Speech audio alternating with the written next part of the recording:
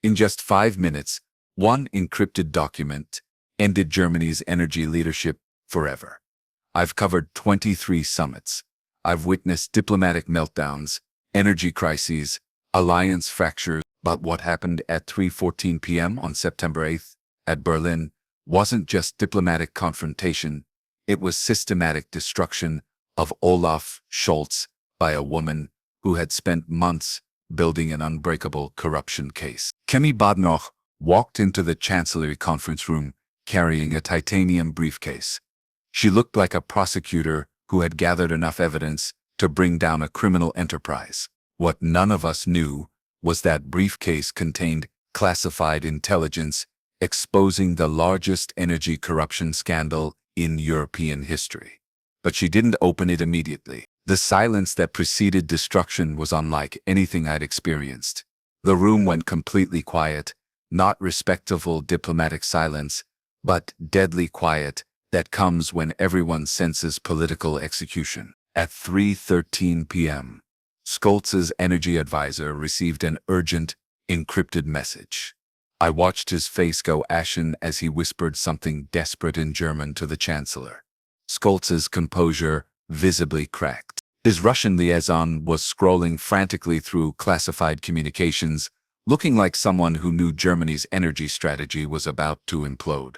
And then Badenoch unlocked her briefcase. "Chancellor Scholz," she began, her voice carrying authority that commanded absolute attention. "I want to discuss Germany's energy security partnerships and some troubling financial arrangements that have come to light." Standard diplomatic opening. Nothing threatening yet. Scholz looked relieved, confident. His team were preparing usual talking points about European energy cooperation, but Badenoch's briefcase was positioned with precision, open to a tab marked with NATO classification. This wasn't improvised diplomacy. This was orchestrated destruction. "Madam Prime Minister," Scholz replied in methodical English, falling back on standard energy policy deflections, "Germany remains fully committed to energy security cooperation within established European frameworks." Classic bureaucratic non-answer. But Badenoch wasn't interested in energy policy discussions. I could see her building towards something devastating, like a prosecutor with the smoking gun. "Chancellor Scholz," she said, removing a document with calculated precision, "are you familiar with Northern Energy Holdings GmbH, incorporated in Hamburg on January 18th? The question hit the room like diplomatic dynamite. Scholz's expression didn't change immediately, but I watched his hands. They went completely rigid. When politicians' hands stop moving during high-stakes negotiations, it means their nervous system is in full panic mode. "Madam Prime Minister," Scholz replied, his voice maintaining diplomatic composure, but lacking his usual confidence. "Germany works with numerous energy companies as part of our comprehensive approach to energy security and market diversification." Wrong answer. Catastrophically wrong. When asked about a specific Hamburg shell company, generic answers about energy diversification suggest massive cover-up. Badenoch pulled out a second document with German federal intelligence and NATO classification markings. "Chancellor Scholz," she continued, her voice gaining prosecutorial momentum, "according to these intelligence documents obtained through Five Eyes cooperation, Northern Energy Holdings GmbH received 15 billion in German government energy security funds. Between 2019, a shockwave rippled through the international observers. 15 billion wasn't just significant. It was more than most European countries' entire annual energy budgets. But Badenoch was just beginning her systematic destruction. "And Chancellor," she said, producing a third document with Russian Federation watermarks, "these same intelligence files show that Northern Energy Holdings GmbH is 87% owned by Gazprom Financial Services, a subsidiary of Russia's state energy monopoly." The room went silent. Not diplomatic courtesy. This was international energy officials processing information that could reshape European energy policy and trigger criminal investigations. Scholz's energy advisor leaned forward, his diplomatic training inadequate for accusations of this magnitude. His Russian liaison stopped checking her tablet, staring at Badenoch with disaster-level shock. But what happened next changed everything. Scholz shot forward in his seat, his legendary German composure completely evaporating. Madam Prime Minister, these allegations represent a serious misunderstanding of legitimate energy security arrangements. Chancellor Scholz, Badenoch interrupted, her voice cutting through his protest like a diplomatic blade. Are you denying that you personally attended a private meeting in St. Petersburg on March 22, 2022, where this $15 billion arrangement was finalized? Silence. Absolute, crushing silence. For exactly 13 seconds, I counted. Scholz said nothing.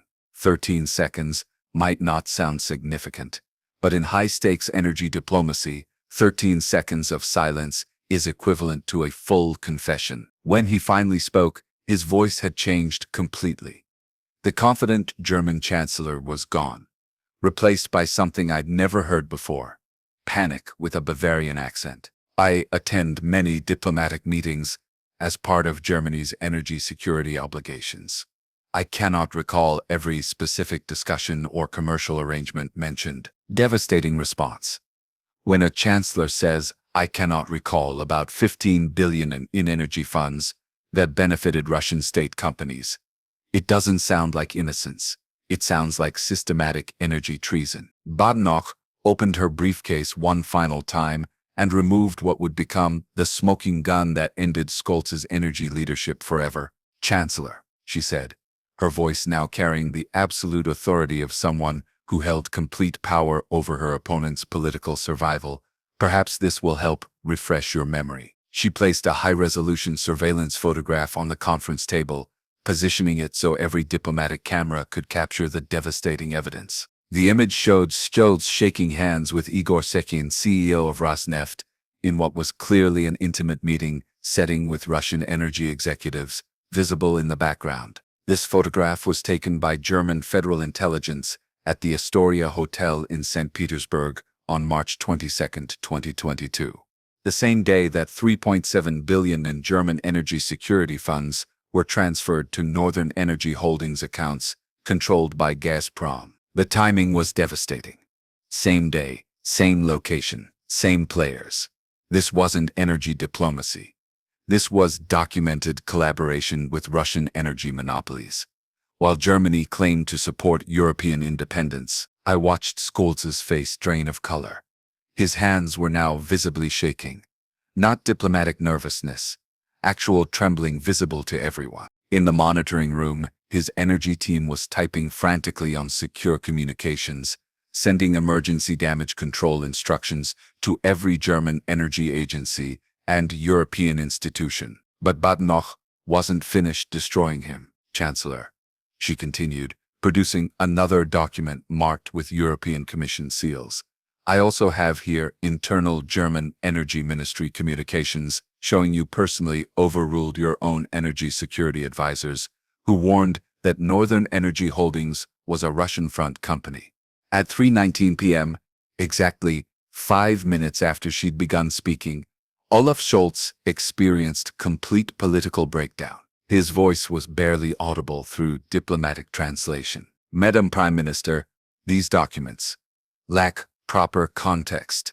Germany's energy security requires complex arrangements. He stopped mid-sentence. 19 seconds of silence. I've never seen a head of government unable to complete a sentence during energy negotiations. The silence was broken by Badenoch's calm, measured response. Chancellor, I'm not questioning Germany's energy security needs.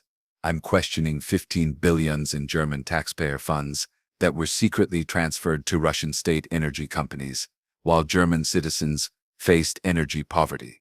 The accusation hung in the room like diplomatic poison. This wasn't just about energy policy anymore. This was about systematic betrayal of European energy independence by one of its most powerful leaders, who had secretly enriched Russian energy monopolies while his own people suffered. Scholz's diplomatic advisor was now whispering urgently in German, but even he seemed to recognize that standard damage control was inadequate for treason allegations of this magnitude. Furthermore, Badenoch continued, opening her final folder, German intelligence has confirmed that these secret Russian energy payments continued throughout 2023 and 2024, even after Germany publicly committed to ending energy dependence on Russian sources. The expansion from wartime collaboration to ongoing treason demonstrated that this wasn't isolated corruption. This was systematic energy betrayal that continued even after Russia's invasion of Ukraine. At 3:20 p.m., Scholz made the decision that effectively ended Germany's energy leadership in Europe. We will need to review these allegations with our energy security teams and provide appropriate responses through established diplomatic channels. Wrong answer, fatally wrong. When you're accused of secretly funding Russian energy companies with $15 billion in taxpayer money, you don't promise to review allegations, you categorically deny the accusations or admit guilt. Promising diplomatic review sounds like you're buying time to destroy evidence. The conference room erupted in the diplomatic equivalent of chaos. NATO energy officials were frantically taking notes. French President Macron's energy advisor was reportedly calling Paris with urgent updates. Italian energy minister's delegation was already discussing emergency EU Energy Council sessions. In the international press room, energy correspondents were typing so fast their keyboards sounded like industrial machinery. The Financial Times Berlin correspondent was speaking urgently into her microphone. This could end Germany's energy leadership in Europe. We're watching the collapse of German energy policy in real time. As the meeting concluded, I overheard urgent conversations in multiple languages confirming everyone's thoughts. Es ist vorbei. C'est fini. It's finished. The 15 billion Russian gas scandal that Badenoch had just exposed wasn't just about energy policy or diplomatic arrangements. It was about a European leader who had systematically betrayed European energy independence to enrich Russian state monopolies, while his own citizens faced energy crisis. By 4:45 p.m., Scholz energy scandal was trending in 12 languages. By 5:30 p.m., the European Commission announced emergency investigations. By 6:00 p.m., 4 EU states demanded emergency energy council meetings. Every major European energy publication ran wall-to-wall Energygate coverage, connecting Germany's Chancellor to systematic funding of Russian energy monopolies during crisis. And it all started with one titanium briefcase, carried by a woman who had spent months building an unbreakable case against Europe's most trusted energy leader. What I witnessed that afternoon wasn't just energy diplomacy, it was the precise moment when classified evidence obliterated energy alliance, when documented betrayal defeated diplomatic denial, and when one leader's meticulous investigations systematically destroyed another leader's entire energy legacy. The Berlin Energy Security Summit continued for one more day. But everyone knew the real outcome had already been determined. Germany's influence in European energy policy was finished. Scholz's credibility on energy independence was destroyed. The European energy landscape had shifted permanently toward British leadership. Sometimes energy justice takes years through international tribunals. Sometimes it takes 5 minutes in a Berlin conference room. On September 8th, I watched Kemi Badenoch prove that in international energy relations, classified evidence always defeats diplomatic immunity. The only question was how much damage Germany's energy betrayal would do to European unity before the truth finished destroying Scholz's career. If this exposure of energy corruption restored your faith in international accountability, don't just watch, like, share, and subscribe to our channel where energy scandals get exposed and diplomatic lies get prosecuted.